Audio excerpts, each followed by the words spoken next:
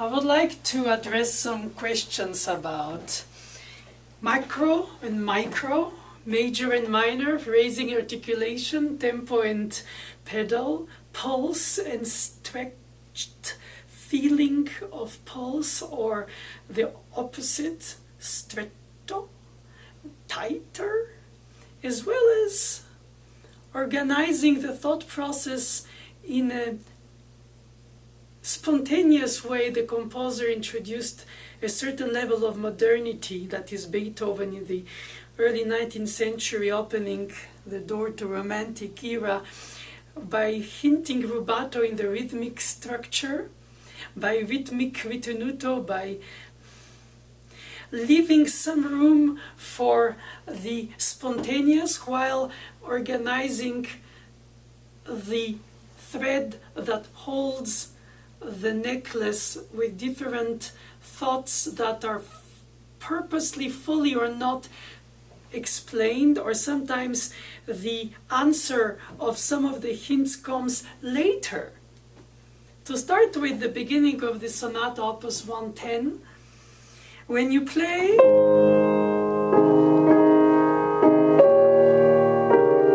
you already play a rhythmic accelerando by doing a dotted quarter, eighth, dotted rhythm, delay, tension, release. And then the third beat is the same, but now dotted eighth, 16. If he had written it in 4/4,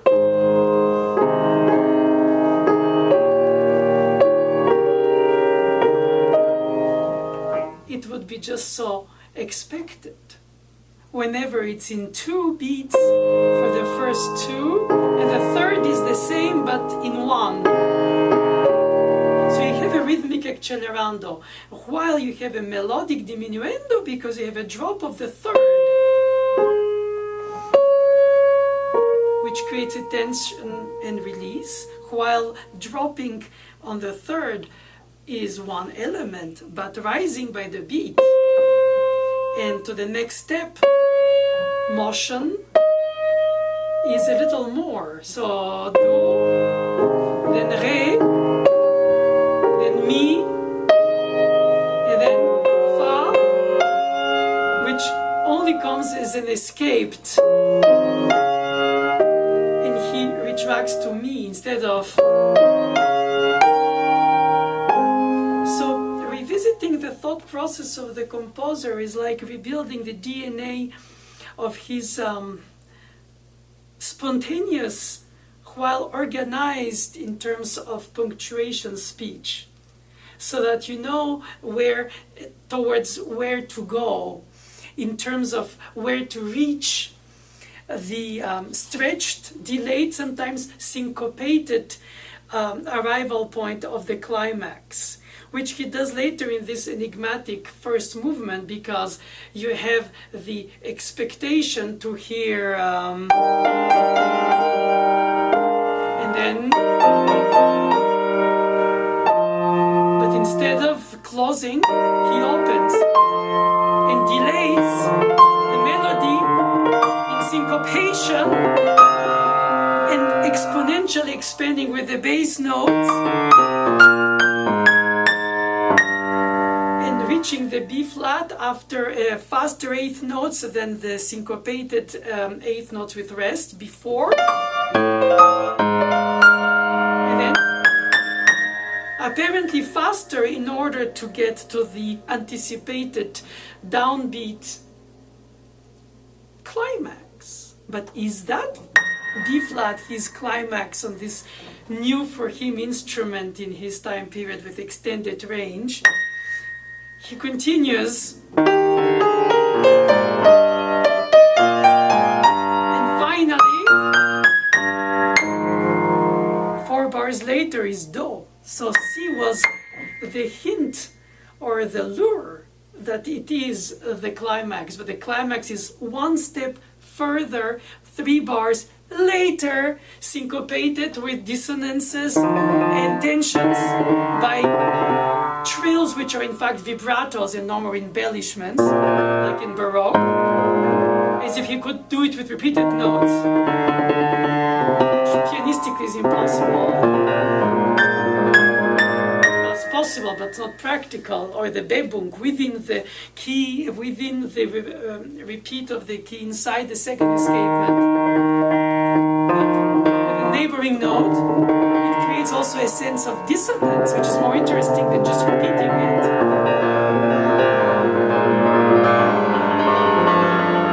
While the lonely note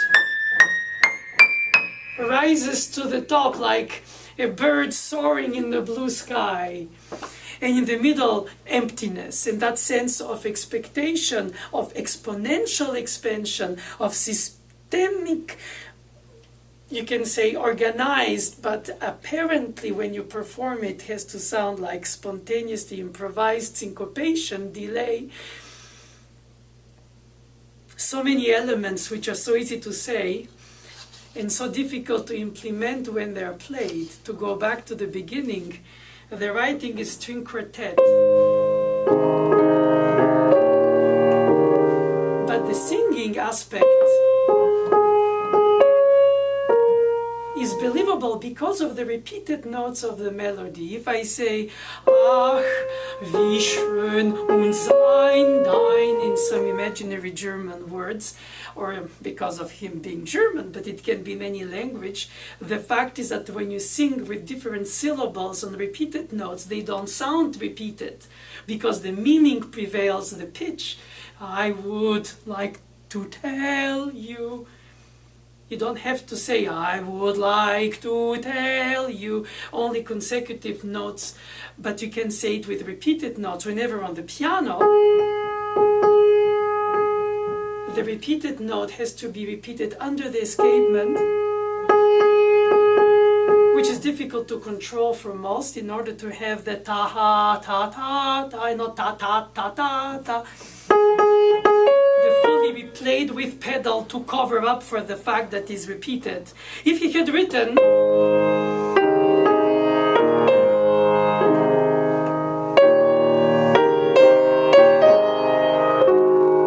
naturally we'll sing more pianistically, because it's easier to sing on the piano, so to say. No, that is not a denial, because it's a percussive instrument to start with, but to sing with consecutive pitches rather than with repeated pitches. But the believability of the singing transposition on the instrument is the evocation of singing on the piano. Therefore, in order to be believable, it has to be the repeated note as if you change syllables. So Sprachgesang, like spoken sung, spoken said, narrated artificially connected, but not through the pedal, but through the finger. And that is very important to take in account, because then all the repeated notes are there as common notes between the harmony of the tonic and the dominant, and the moving parts will be heard as moving, and the common notes in the harmonic fill-up will be heard softer, like muted horns.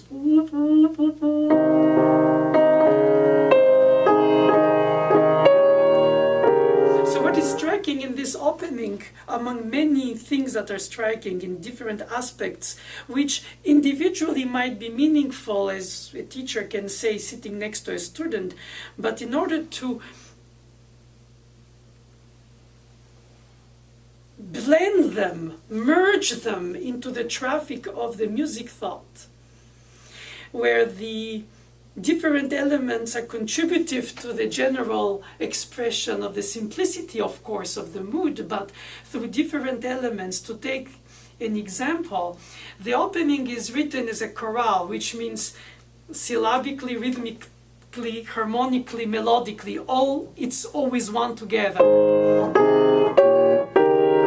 Then, fourth bar,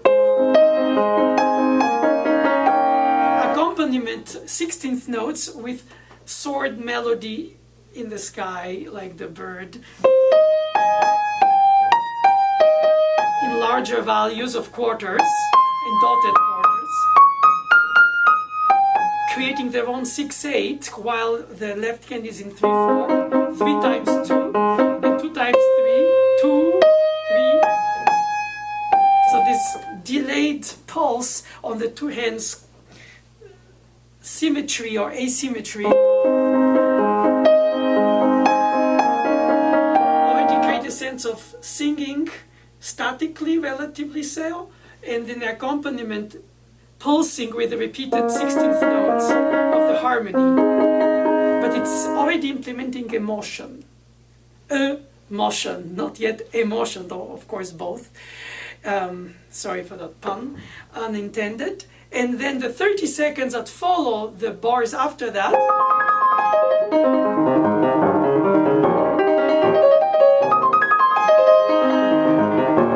you have already gone from quarters to eighths to sixteenths to the 30 seconds.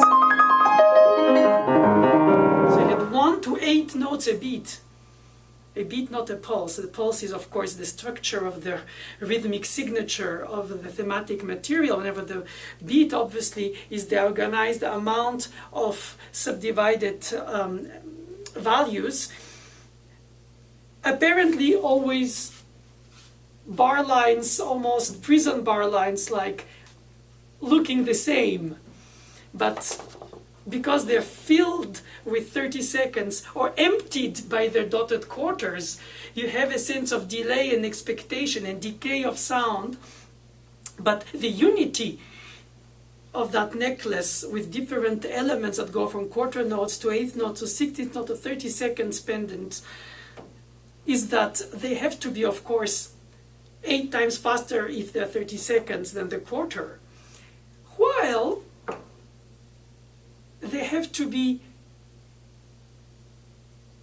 thought as, that's the micro point of view, in the macro point of view, which is the structure on the 16 bars of the whole first page, so that they bring us from this to this to this to this to this, then to this to this to this, and then,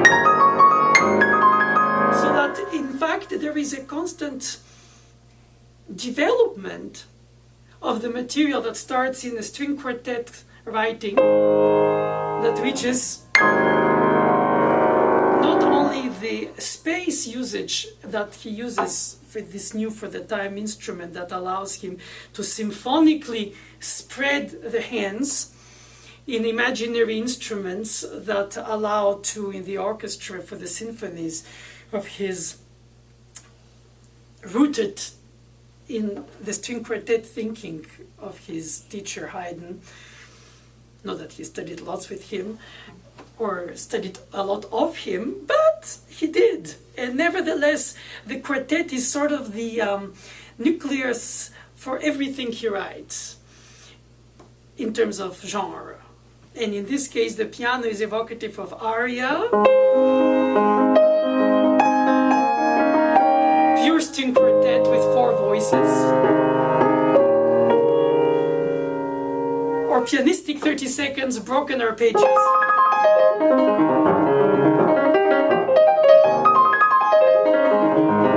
So inevitably it's a pianistic piece. I like to think that Beethoven didn't write the seminal piano sonatas, but through the piano rather than for the piano, from the string quartet towards the orchestra, and probably all of it in one. Not being surprised or suppressed or frustrated perhaps by the lack of length of sound in a high register compared to the low register that booms, and then these sounds on the modern piano already have more length and are more blended by the strings being crossed and resonating by sympathy between the long and the middle range ones in length and the shorter strings in the top, compared to his straight strung pianos, which are more organized therefore by range and color quality of each range between this. And we had really piccolo and cello in double basses. Today they're a little bit more homogenized in the blending, and the sound sounds as a piano, a forte piano of course. I don't know why nobody calls it I play the forte, but we call it only the piano. But obviously we speak about other dynamics. And speaking of dynamics, as a teacher is puzzling to find out how to gradually suggest the dynamics. There is no percentage in the score saying 30% crescendo, 25% diminuendo. And it doesn't say until where. You have to do it with your own sense of taste, of stylistic frame, which of course is even harder today because we play more extremes after the music of his in terms of dynamic effects or even shocks with the music of the 21st century. So we have to replunge ourselves in a time frame to find the expression, the psyche, the meaning, the style, the level of direction and expectation. Even the sense of space is different. Today everything is paced fast, then it wasn't. Today everything was artificial light, we have no day, night.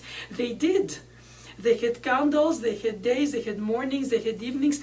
They lived more perhaps with the nature than we in cities can live more artificially. So all this creates a very difficult way to find what was the meaning of his thought process, besides and beyond the quality or attractivity of the interpretation of this master pianist or this teacher. If I want to know the truth, if there is one, at least his, if there was his.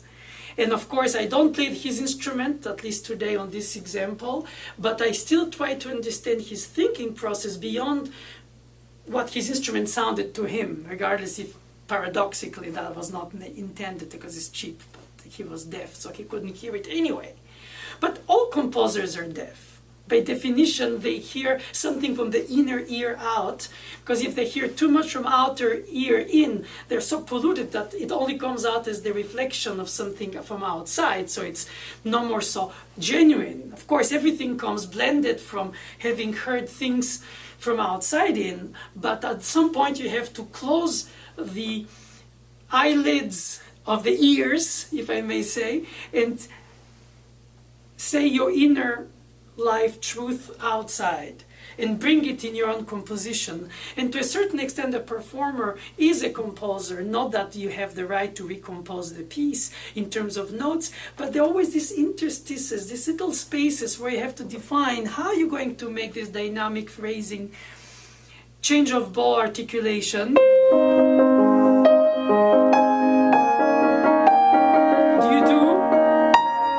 Full B flat or a half B flat, E, G, E, E, A, not B. Is it 4 times 4, 2 bars?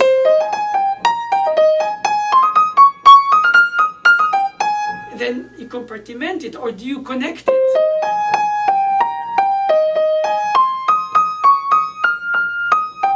And then place it in the spaces.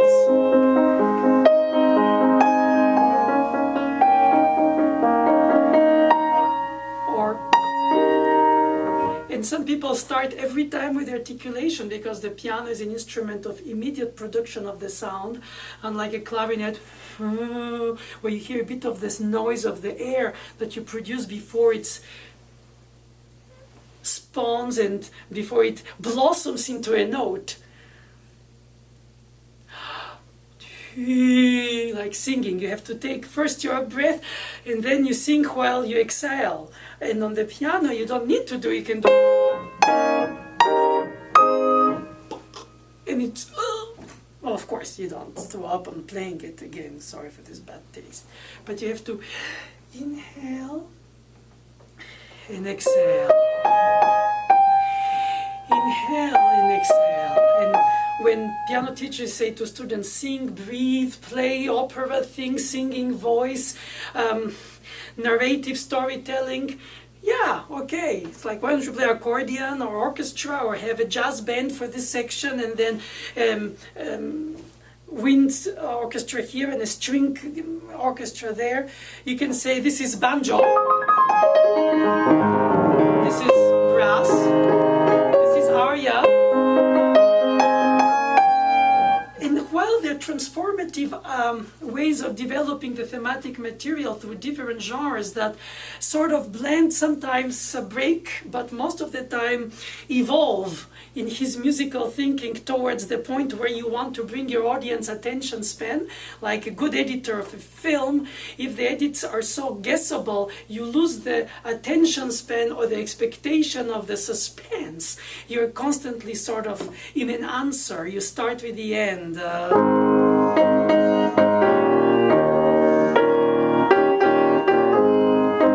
Even if it's beautiful, it's a little bit less tense than starting with the 10th, going up to the next 10th, and at the moment of reaching the F, which is the next step, he doesn't do it on the downbeat as the first, second, and third, but at the last 8th note of the 3rd bar,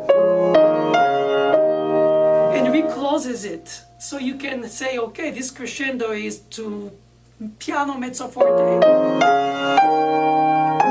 or is it just then an escaped F with it? In fact, I was not going to find the right word, so I didn't want to say any word. But I would say deception compared to. So between deception, which is organized in tension release of a 6/8 inside the 3/4 with a melodic line that peaks on the weak last 8th note instead of the downbeat that it should have been.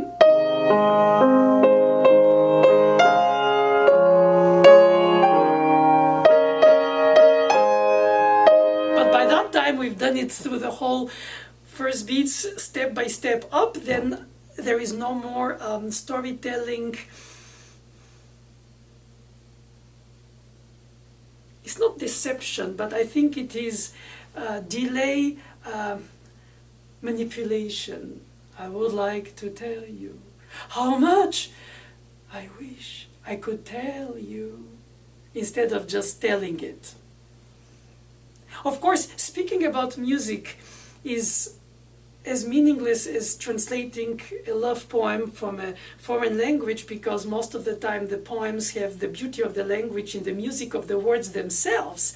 Naturally, children who are babies learn a language phonetically first, the mother tongue, and then they put meanings to the phonemes, and then they start organizing it in school when they start learning how to write it in a speech that can be written. That's exactly like a composer after the improviser or the performer can come to write music that comes from the spontaneous imagination and that is not filtered by frustrations that comes out to be nothing, and you say, I'm not going to write anything because I cannot structure my thoughts.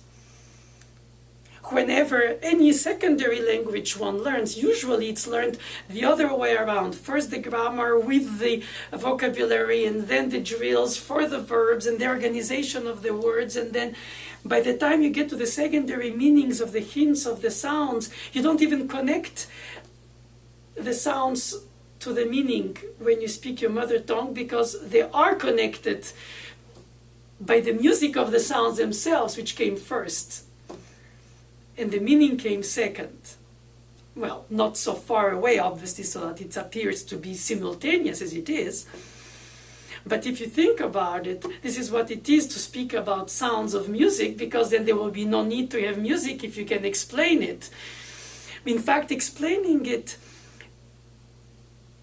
is taking out the mystery, the hints, by becoming exaggerations or structured organizations that in fact then could endanger the spontaneous speech to become too organized, too aware of where I want to bring my line, where I want to have my peak in terms of where is the climax, and not too early, now, later. In fact, I have to act, if I want to do this well as a performer, is to be the conductor, the silent speaker, the one who speaks at the rehearsal but not in the performance. And so I can think in my head, I want to make a ritenuto but not too much. I ought to do the expression which allows me to be musical in my impression, but if my teacher and the conductor tell me tempo, there is no ritenuto. Sorry for the wrong note. The example was not meant for the right note. Of course, it was expected to be. The example was meant for the fact that you need to allow yourself to take a nano breath, which would be the rubato, while you want to keep the straight line of the melodic direction and the pulse without ritenuto. So if you tell yourself, tempo, tempo, tempo, I will never make ritenuto, I'll try to sound musical, but I only can sound musical expressive, at least that's what most people think, if I take the time. And most of the time for the pianist is the time to change the touch, which it takes time to prepare the articulation. So straight fingers with production from an well-crafted palm allows to play together these four sounds at any dynamic level. But if you take it from lower wrist with broken support of the palm and the fingers are bent and are more or less soft, because the music is sounding soft in terms of the mood, then some sounds speak, some don't, not together. So it's more tempting to play mezzo with una corda and say the pedal will take care of the dynamics and the fingers will play mezzo to play the articulation and the right foot will play the legato. Except it doesn't work. I mean, it does, unfortunately, in good halls with good pianos, but it shouldn't. And it's nothing to do about ethical. It's to do with, well, perhaps it does. It's to do with the fact that you can control with your finger pedal how much you connect the legato by staying under the key, lifting until the next key, lifting a little bit after the welcome. You still stay a little overstay in order to organize the melodic line of the passing tones compared to the repeated notes, which are also legato without pedal. So don't lift the 88 dampers just for a few notes, because then it's wah wah wah, well, resonant like, rather than ta ta ta ta. But if you still do that and you keep the tempo pulse, so you can be very expressive musical within the structured pulse without any rubato. And to the crescendo piano. But is it crescendo to mezzo and piano or to forte and piano? Then it's over-affected for some. Not enough dropped after the rise for others. This with the whole was unexpected, but it's exactly what happens when you don't prepare the articulation for the next position of the hand in terms of anticipating it in the technique in order to keep it in the pulse with the breathing space of the rubato. So if you conduct strings for re mi fa and the winds enter, then they prepare their instruments and you have a continuum in the melodic line, but you have a difference of color because you have different instruments. So you can say Beethoven writing for piano is symphonic because it's probably most of the time in imagination of what the specificity of the orchestral sections would sound like. Woodwinds compared to brass, strings in the unit of sound compared to the woodwinds with their difference of timbres, and you can start with the flute, switch to oboe, pass to clarinet, or the opposite. But in imagination it could be also just the violins.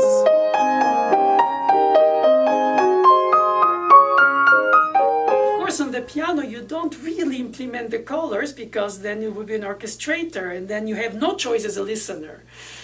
Oh, whatever the composer chose to colorize with instruments, then that's what I'll hear. You don't think, oh, alternatively I would have liked to have this instrument. Usually you accept the symphony as it comes. You accept the movie director to choose the angle of the view that you'll see from the actor's action of the point of view of the storytelling as seen by the director. After all, that's exactly why interpretation plays some kind of directing the, perhaps manipulating psychologically the attention of the listener. So the teacher is sort of squeezed, I find personally, in a situation where I speak on behalf of a dead composer's opinion, thoughts, desires, through publishers more or less contradicting each other with their desire to own their original text, and sometimes there are several, and sometimes there are none. And in any case, the over-detailed expression of the indications does not really give the answer if the piano starts on the second eighth note, or the CRSC words for crescendo start on the second 32nd or 16th or whatever it is. You can't and you shouldn't be more OCD than the composers already are in their notation, because thankfully when you listen to it you don't hear bar lines, hopefully you don't hear rhythms, you hear only the effects of the rhythms, you hear the tensions and the releases, the delayed tensions and releases, the syncopated tensions and releases, which are similar to psychological expectations of love, delay, desire, or sometimes frustration of that desire, or expectation for further elevation of spirit, and you reach yourself to higher levels above your tensions and desires. I think it's inevitable that why the words cannot explain the music is that the music in fact speaks directly to the psyche. And the question is if the performer overdoes or underdoes the amount of manipulative effects that you can use, like makeup on an actor's face or lighting on his face, and therefore suggesting nothing but by the image for the sound of the pianist, for the screen image of the filmmaker, of the character frame of mind. So that you play in a Beethoven sonata a thought process, a form in which you integrate thematic material. So you display a thought process which by itself is not really expressive in the eye of the beholder.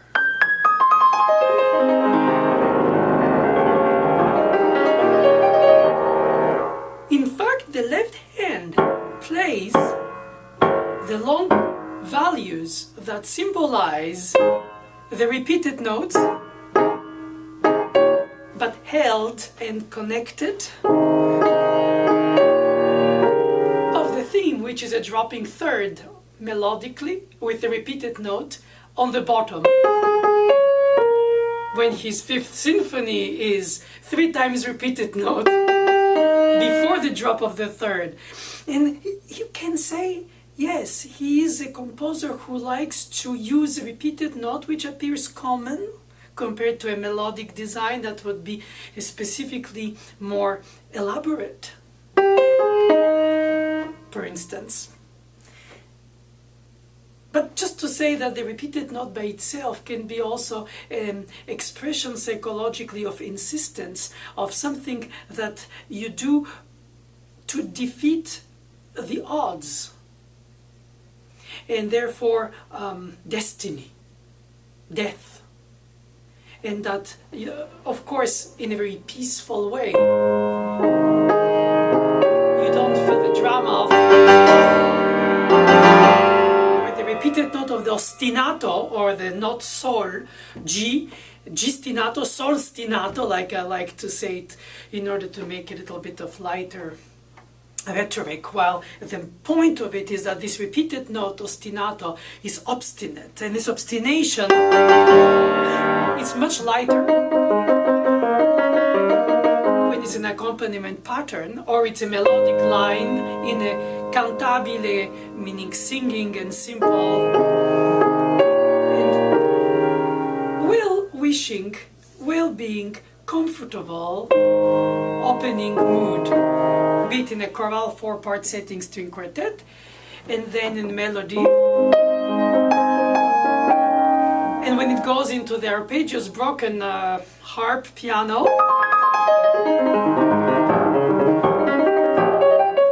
these repeated notes are there, hinted under with air being filled by the 30 seconds, which, by the way, are not so much broken arpeggio as they appear. That would be more in the tradition of a cadenza in small notes by a Liszt. But Beethoven writes it in 30 seconds, organized by groups. And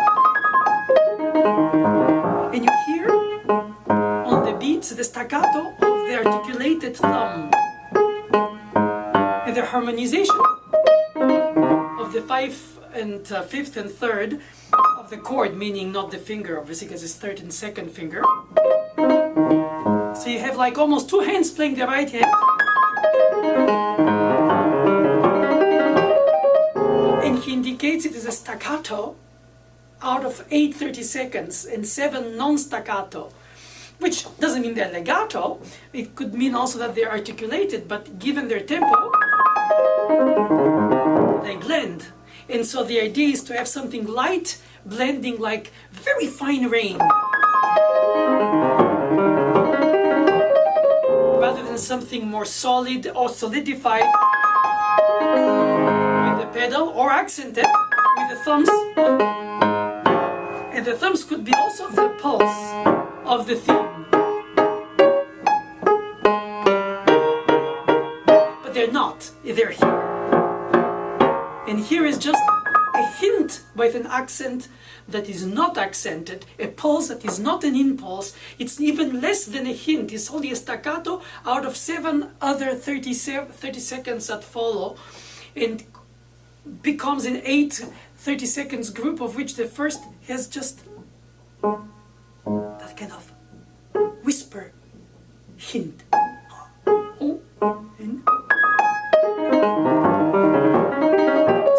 Subtle in the way he treats the, as a composer, the textures of the piano, which does not have the symphonic orchestra colors in terms of timbres of the orchestra, but it does have the hints of the contours, of the shades, of the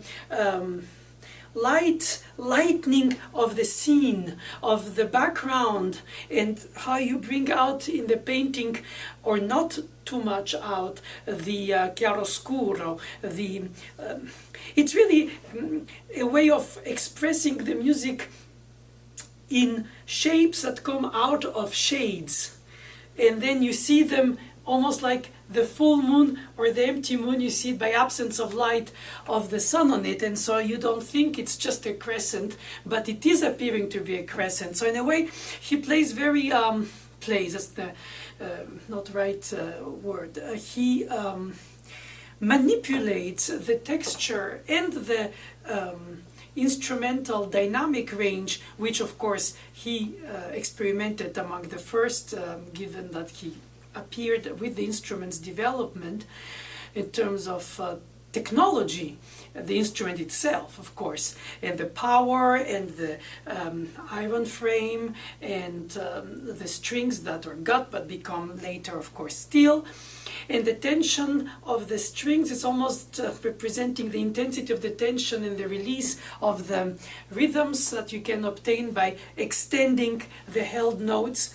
So there are many things that, as if the corners of the expression can go further apart. And because of his deafness, or at least lack of hearing the middle range, we tend to think that he used the edges of the keyboard in order to hear it, or I think in a way also, and not only me, thinking that it is also a symbolism of the expression of extending the extremes and trying to go beyond the limits of what is allowed. It's the beginning of Age of Enlightenment, the end of fearing God in terms of the ruler through the kingdoms, of the absolute kingdoms. And so it's a beginning of the idea that the human is his own hero,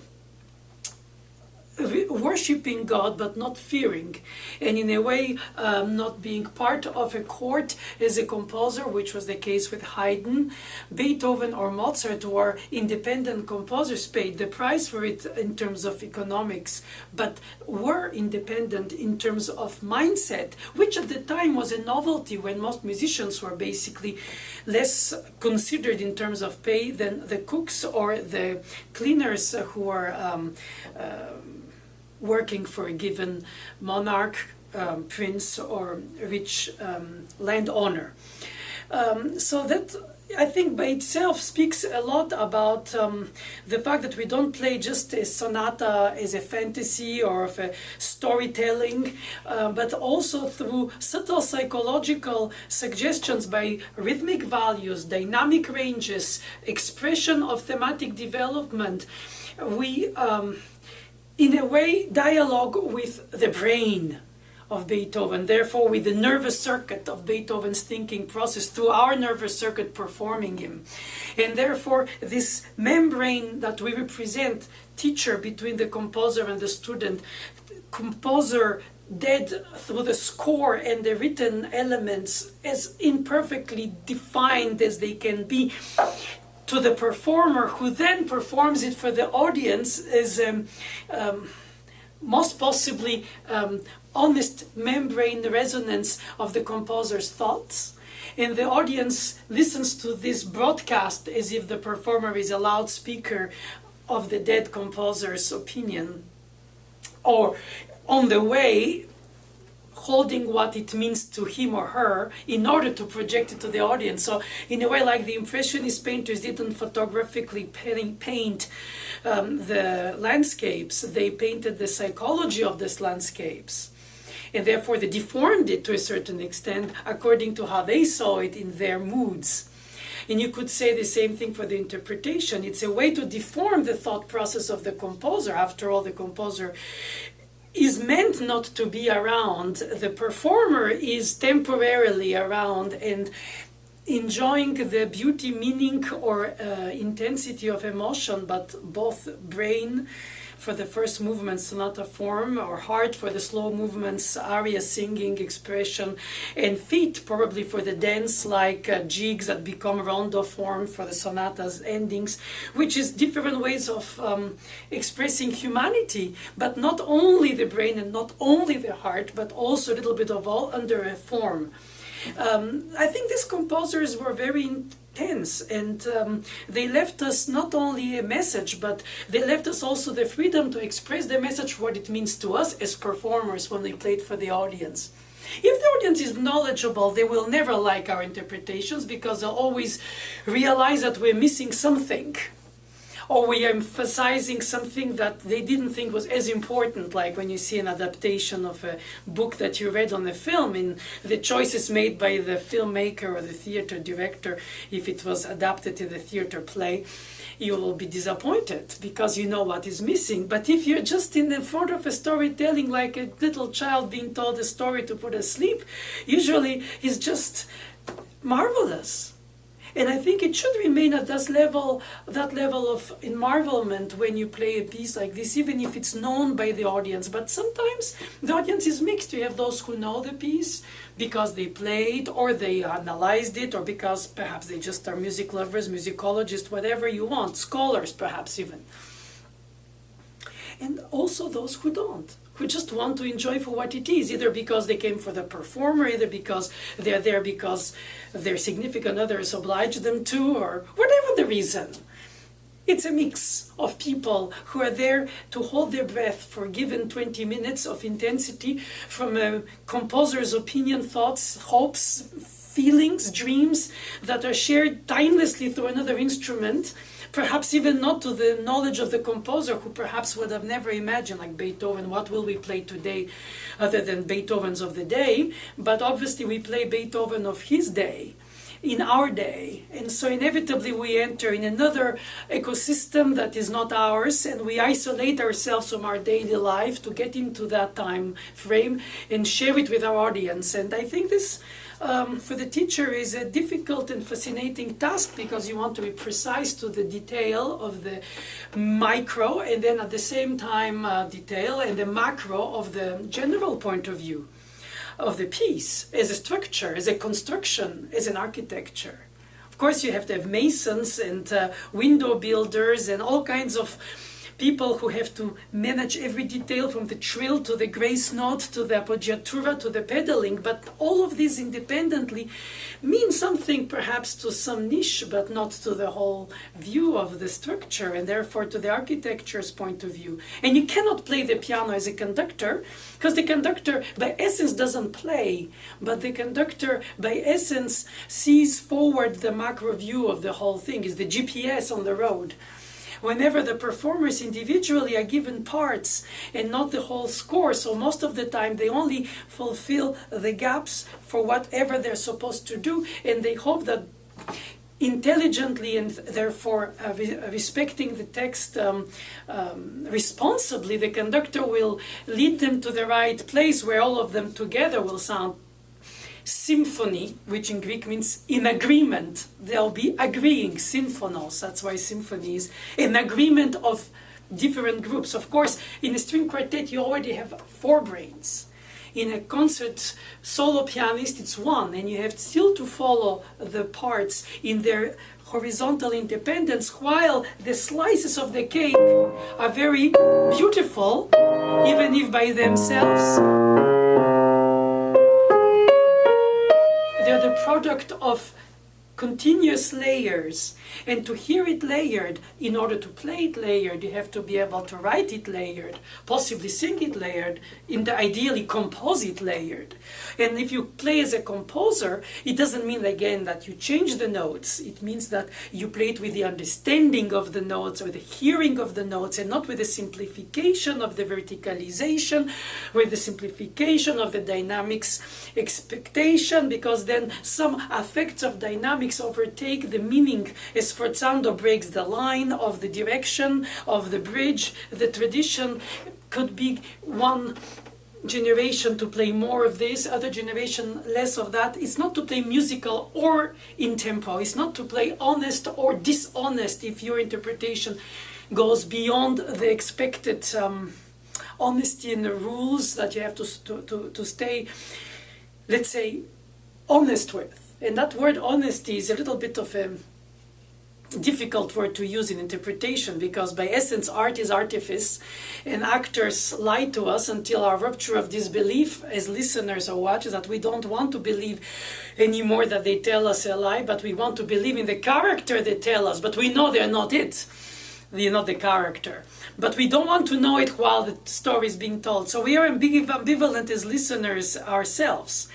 And I think as performers, we are sort of stuck between make-believe our truth from the piece's composer's truth, but then it might be not the same. And ultimately, it doesn't really matter, because there'll be always those who will be a little more arrogant to say, I know the way, and those who would say, I don't know, I evolve, I might change mind. And the perception comes also from the experience and the performance and the acoustics, as I like to say to students. We're not responsible for the architects of the building in which we play, but we're the architects of our sound sculpting, and therefore our fingers and our pedal. And the rest comes also with the situation. You have to play with the unexpected, unfortunately, also with the mistakes. But to come back to specifics, when you have elements of thematic material, you're very intense and it's very obvious. But when you start getting into situations where you play as a student and the teacher is to help, hopefully, make some kind of a deciphering the mystery of it, because it's easier to say, obvious to play thematic materials. What do you do when there is less? Like, for instance, in the middle of the intensity that has been built,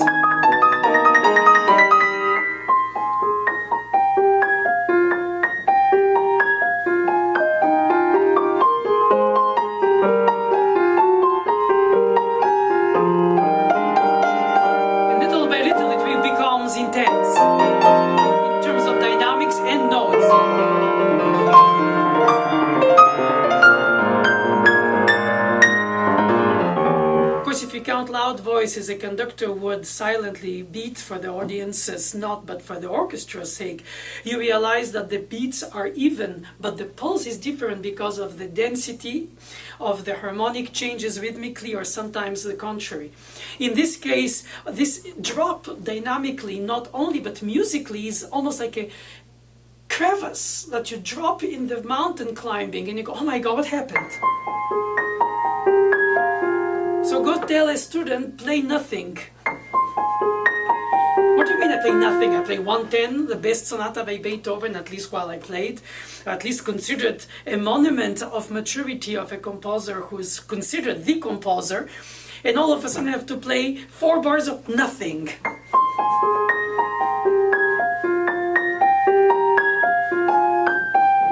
And because he reproduces these 2 bars immediately, an octave later, lower, we immediately feel directly, for some of us, sort of called to play more intense. And then the crescendo comes in, and we already are at forte when it doesn't indicate anything, but we could think it might be. Then we have a subito piano, as if we start again a new section.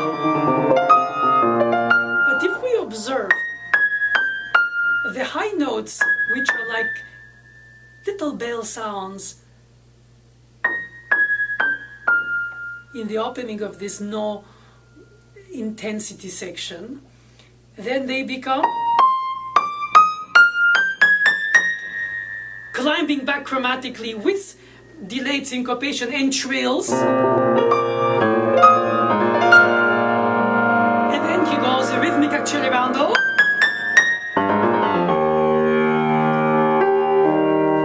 So I think that very emotionally driven musician who will reflect in their playing exactly the amount of intensity that you feel is built and then the amount of expression that is being dispersed on the keyboard would respond directly and play very expressively every contour of the topography of the terrain.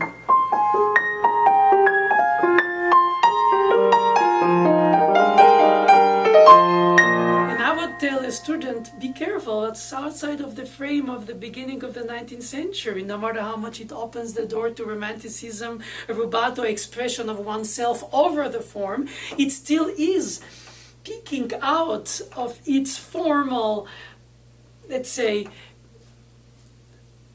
stray coat. But nevertheless, it has to show a certain impatience in musical terms that has to be impetuous. To a certain extent, I believe it's improvisatory. So this kind of bridges should not be only rhythmical metronomically, counting loud voice over the instrument, or at the same time become some kind of gaps where you're just bored, waiting for the next spectacular moment, like sometimes in figure skating, you wait just for the famous jump, and then the rest of the time you wait for them to get into it. I think the music interrupts itself in intensity, but not in continuity. And the idea that you would let a little bit the music speak for itself, trust your masterpiece, as I like to say, and I'm sure many do, not only me. You just let it flow or drop without to add that crescendo, just the music, the change of range by itself. And then you follow the top notes, the B, the C, the D, the E, the F, and you should continue. And then A. But he does an anticipated crescendo within crescendo, also a rhythmic accelerando.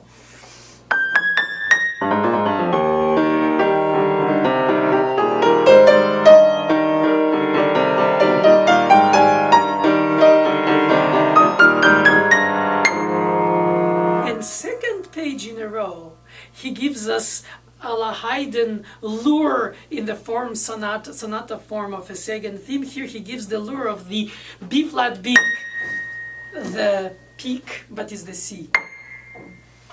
And that we have to be aware of when we play it, because even if we repeat it not only twice, 3, 4 times, 100 times, 1,000 times when we practice it. Rehearse is to repeat, to rehear, so we repeat. And sometimes, because we repeat, it becomes banal, it becomes obvious, but we have to always maintain in mind what we want to hear with our inner ear and how we're going to bring it out in our playing and manage to dosage it so that I can feel the continuity and address the attention span of the listener.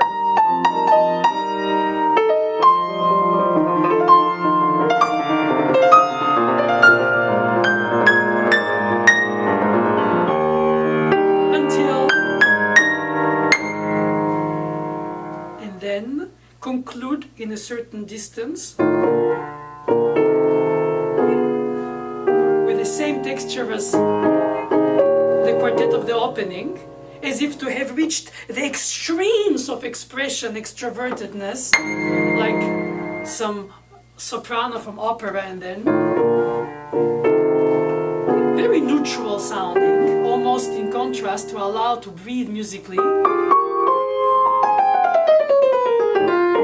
This chromatic drop without pedal in order to avoid the dramatization of it, which would be more later 19th century. Into Rachmaninoff through Chopin and by Liszt, but in his case, not dry either. It's a legato with chromatic overlapping, so it's a little bit of a grit from the chromaticism, but not a blur from the expression. Because it shouldn't be dry or wet, it should be perhaps moist. That's kind of awkward thing to say.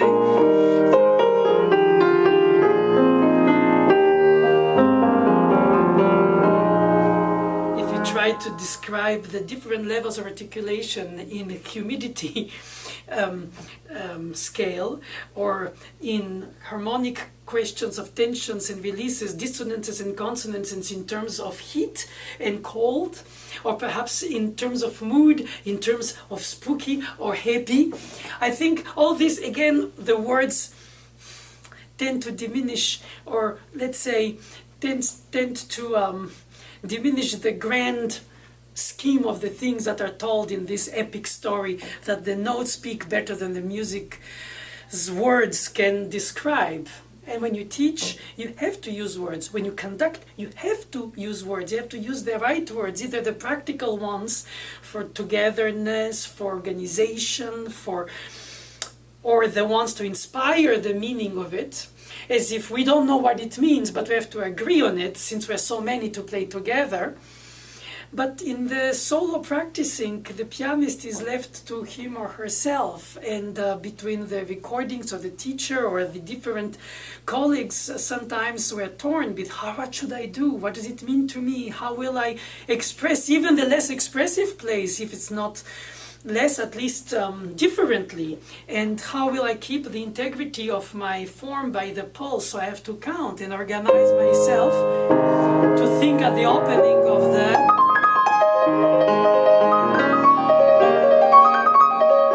30 seconds in order to organize my quarter notes, or the melody with the 16th notes accompaniment within the long values. How to take in account the decay of the long value in order to play the next short value at the level where it dropped dynamically and build it to the next rise, to the D, the less on the B, and more the E, to the F. So you have to have in mind this kind of subliminal scale that doesn't really exist because it cannot resonate through, but it echoes in your soul, and you think, if you don't make a wrong note, I'm sorry for that mistake.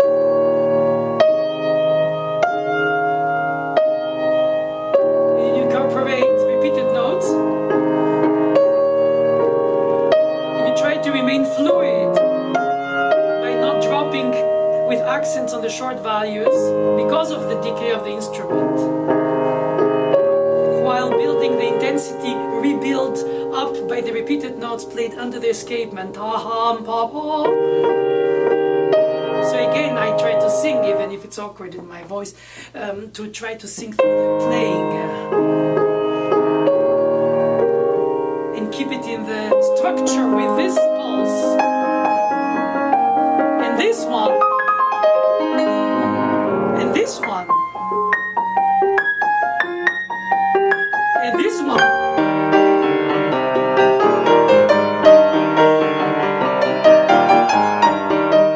And this one.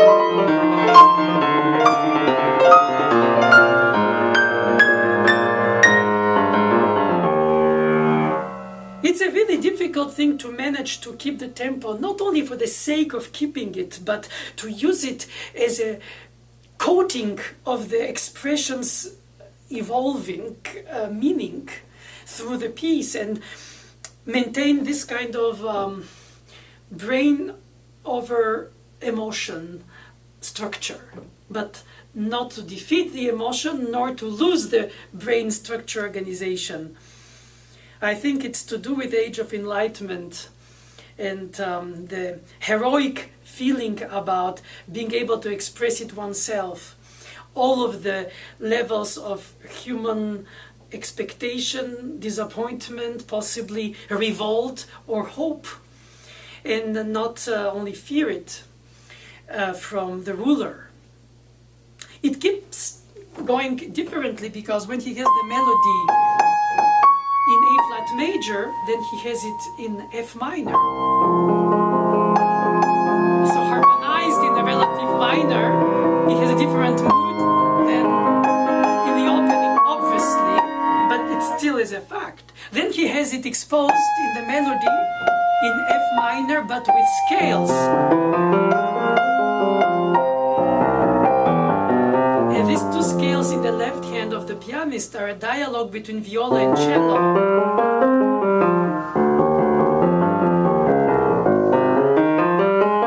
Which is unpedalable since it's passing tones in scales, so you have to play legato in the right hand by the finger to avoid the blur. Naturally, the sounds will blend, the acoustic of the space and the instrument's capacity to blend the sounds and to merge them into harmonies and dissonances, but you don't want to openly blur it by the pedaling instead of the legato from the finger.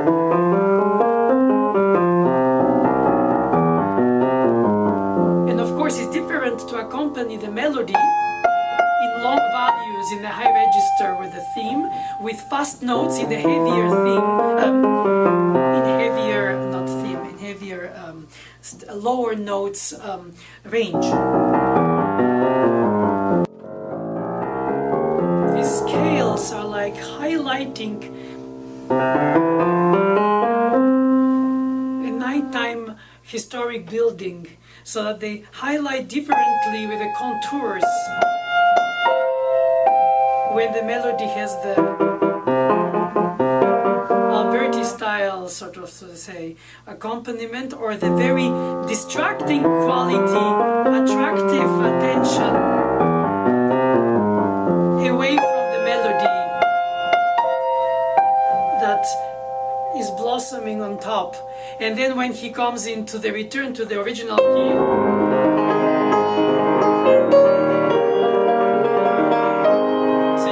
hear that. I'm sorry for this grace note that I added unwillingly.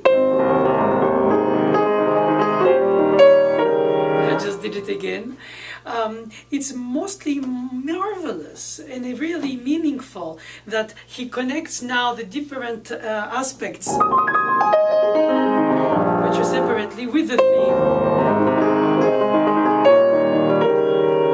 the 30 seconds, and the arpeggios. And when we advance in the piece, we realize that he has just a succession of expressions that highlight differently the theme, as I said, into a modulation that is inharmonic.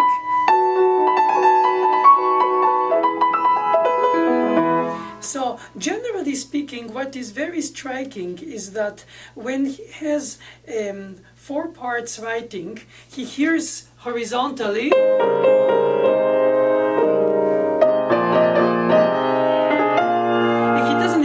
Of course, in the notation, what to bring out. So, of course, that's the very useful part of the interpretation.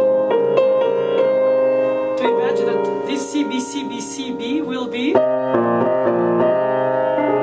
Now if it's said like that in the playing, voiced out, it becomes almost unsubtle.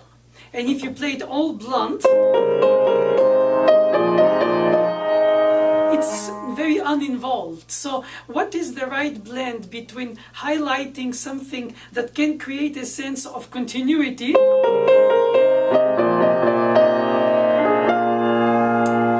Sometimes I wonder myself, how much too much? How much explicitly one should not perhaps demonstratively bring out things, but sometimes it's something that happens on the spur of the moment, and it's not that wrong to do so. So when one concludes that opening movement, one feels in the composition that there is a desire of Beethoven, probably again having studied the form of the Sonata by Haydn, that all of a sudden he has this interruption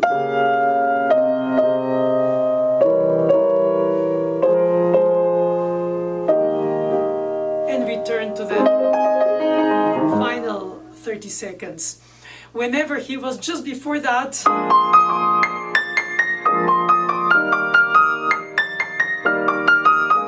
lovingly expressing, like only romantic era in Europe, that beginning of the 19th century expresses love with repetitivity, with redundancy, with "but I really love you,"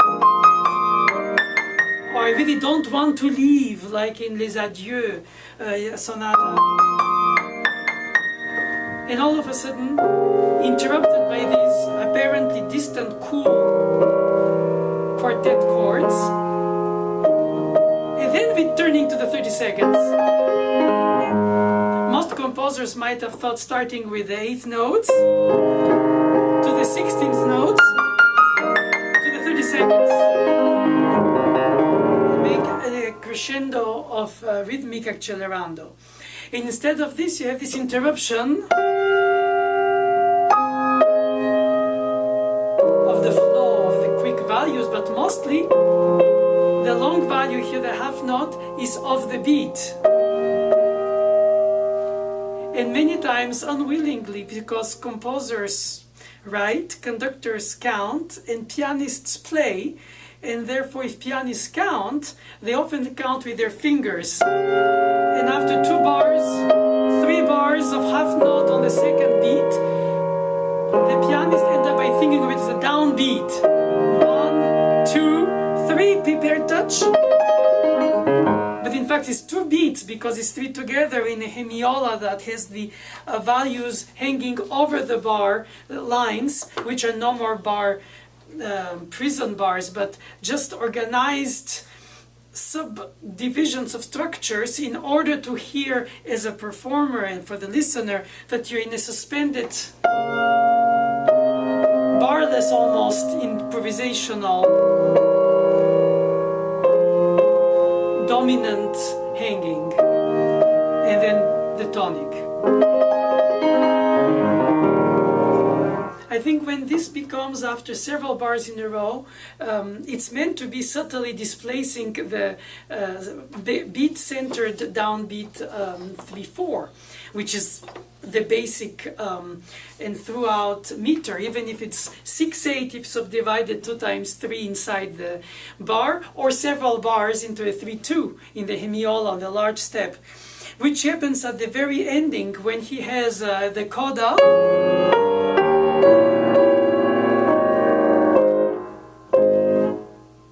And many times young students who want to give it a closure, which Beethoven didn't want in order to prepare a quasi-connected presto, in this case not like 109 prestissimo, but in 110 is allegro molto. Anyway, faster movement or faster continuation of this section, according to some people who consider it's in one single large archipelago of movements that becomes one big structure. But anyway, that's not important, because it's just for musicologists. But for pianists or performers, it's important to count 1, 2, 3, 1, 2,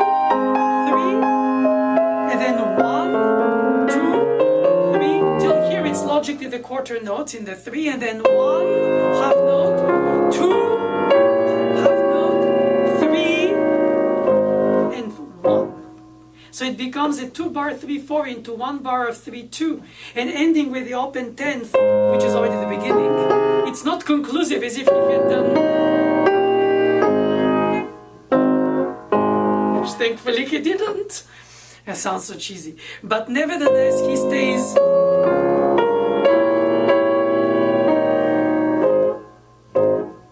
suspended, finishing up, not down, in terms of final drop on the downbeat.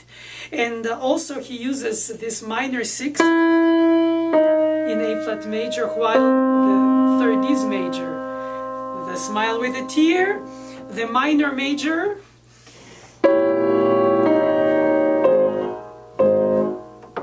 and you can argue that in an interpretation, just listening to the harmonic colors, that moods are there, that this creates. If he finished in a very serene A flat major, the major 9th makes sense. If he does minor, it's the wounded hero, because still major, heroically, but the flat 6 is half of the minor, because obviously he's not in minor fully, nor in major.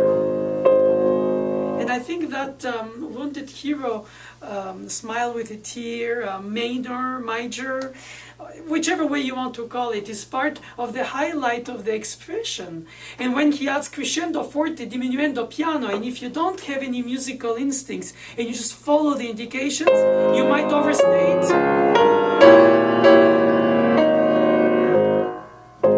But I find it is almost like saying, I write, I read, I play, or in this case, I play what is printed because I want to be honest. But that's not honesty to the score. It's exaggeration because it's ununderstood contextually expression or storytelling. And I think that it needs to be not ritenuto, not big crescendo, just let the harmonic color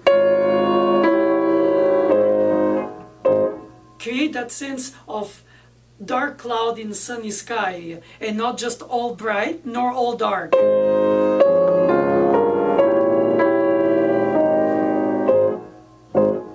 So the very purpose of this crescendo forte piano makes no more sense, because by itself it's already in the harmony.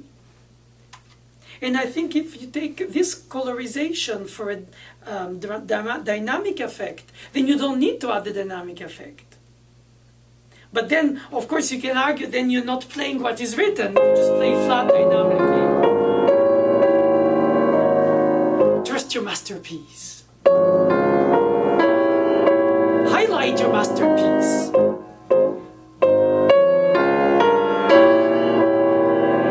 Overstate your masterpiece. Or ignore your masterpiece. But it's in the eye of the beholder, in this case of the listener. And I think this is the major reason for which interpretation has no written boundaries, because it's not just playing with the tempo, with the articulation, change of bow, imitated on the piano, repeated notes sung, and if they don't repeat, they're like mute. And if they repeat fully, they don't sing because they interrupt. Too many consonants, ta ta ta, not ta ha ha. One can argue that all these different aspects of the detail, the micro, how to organize all these little things that by themselves don't justify the large scope of the view of the piece that you convey when you play it in terms of architectural bird fly point of view from above, then this contradiction can reach points where the music is interrupted in its flow, and it becomes only a demonstration of thought process or moods. And I think it's neither nor, it's both. It has to have both. Well, that's what I try to find. Thank you.